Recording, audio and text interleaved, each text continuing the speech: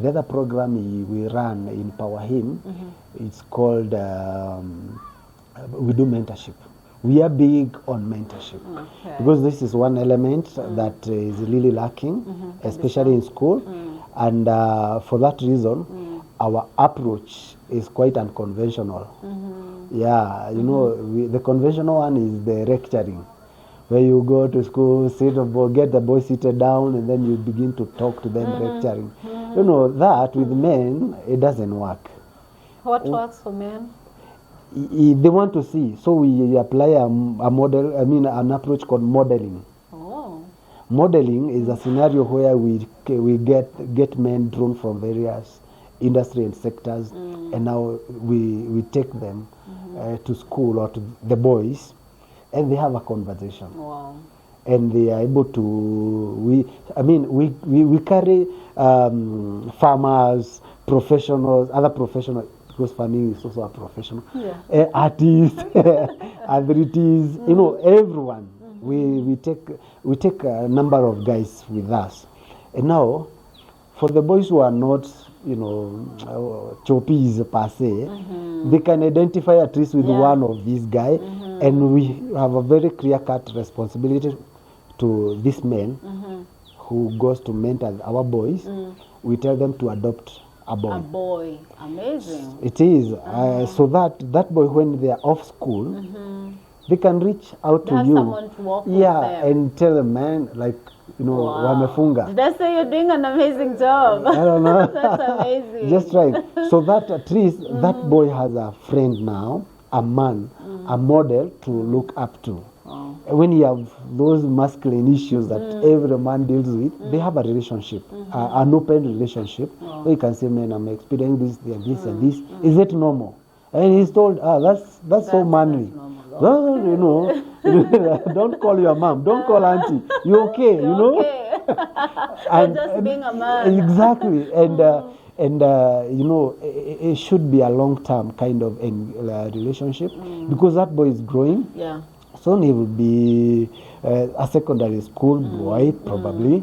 Or if he's a secondary, he will go to campus. And you know what happened there. And in that, by the way, I'm thinking you're hitting two birds with one stone, because this man who this boy is looking up to also feels obligated to stay in line. Absolutely. For the sake of the one who's watching. Yes, so in real you are dealing with from the boy to... Yes. That's amazing. So how many boys have you reached through this particular mini program? That is 2,287. Wow.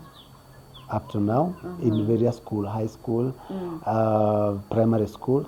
I think we've done over 12 schools around here on mentorship. Yeah. Wow. That's amazing. The third program is mental wellness and psychological support. We give that specifically to boys because we understand that at times men have a challenge of expressing themselves. Yes, and for us to sit there and wait for them to reach out to us, it's unlikely to happen. True. So we reach out to them in school, and through the teaching staff or the school administration, we identify some who are traumatized or have issues, emotional or psychological issues, and we are able to make intervention. And to those who don't have any issue, we create awareness on mental wellness, because it's a matter of time. True. At some point you'll be stressed or probably get to depression, but what will you do then? So having prior information of how you can deal with such challenges, or you know, and most of those challenges emanate from our background, like from parenting to, you know, and they follow us into school, and then the boy might, some get broken at that point, never to recover ever. And I think that is why even our statistics matters. Suicides more men. Yeah, but that's a very sad statistic, because I know it can be avoided. Because now when we develop the acceptance of mental illness, is a disease like any other. If treated and addressed, everybody can get cured. So when they buy it at that point, they won't have problem like us, this generation, you know, walking to a clinic and saying, man, I think I have a mental challenge, and this is it. So we have that problem. You know, it should be addressed, but we are afraid of stigma. So to destigmatize mental health challenges is to create awareness. And not to it's nice when you do it to adults, but it is more fruitful when we target the young people to tell them, man, if you are stressed because of whatever happened during COVID, some of those parents, the statistic we have with the government of how many people died, those people were parents to some boys, to some kids. So those boys are suffering loss. All alone. And who is addressing that? And we are expecting them to perform in their examinations like any other normal kid.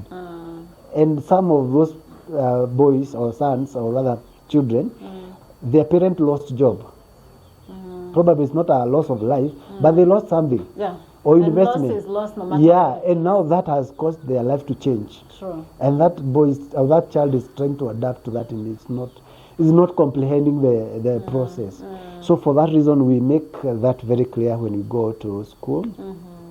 You know, in this age where some people are experiencing abusive marriages or relationships, and the children happen to watching it and they work with that in school, and they're not able to. It interferes with their everything, including everything. And then, even if after this fight we reconcile, do we really take care of what happened to our boy or our child? They don't even remember. No, it's not in our. You know, the society think that was our problem. The kids. Between the spouses. The kids are not in the picture. True. And it's very sad because it affects them. It affects them. And they don't even have a place they can go talk it out to. So that is why that program to us is very important. Definitely it's not popular, but we take it with a lot of seriousness. And we've been able to reach about 3,100 guys. On that. Those are people who are aware of their mental wellness. Yes. And when they have an issue, they know there's a place they can go to. Yes. That's amazing. And if you allow me, I may say this, that our psychologist is currently addressing a case of a family that lost everything with the recent fire in our neighborhood, Leaky. You know, we went for mentorship in that school, and we were told this guy nikuwa kulichomeka, and so we got interested to know what happened. And the teacher said when they saw the smoke, the school and the neighbors, they ran to the place.